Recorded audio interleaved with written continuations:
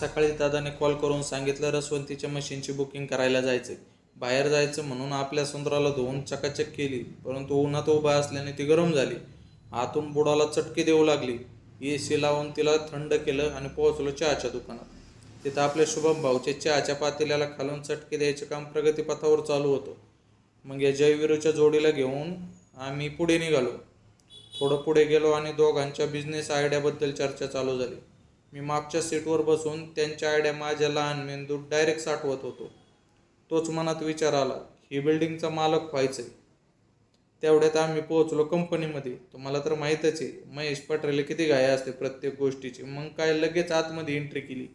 इथं सगळ्या मशीनचे डेमो पाहिले आणि आतमध्ये प्रवेश केला. तिथं झाला आमचा पाहुणचार सुरू. तसं मी चहा पित नाही, पण फुकटचा भेटल्यावर सोडत पण नाही. मग चहाचा घोट घेऊन आत्मा शांत करता करता एक दूरदृष्टी फिरवली. खाली गेलो तर सगळे मावळे तोफ बाजूला ठेवून गड जिंकायच्या तयारीत होते. शेवटी मशीन बुकिंग करून तिथून बाहेर निघालो. तुम्हाला आजचा ब्लॉग कसा वाटला ते कमेंट करून नक्की सांगा.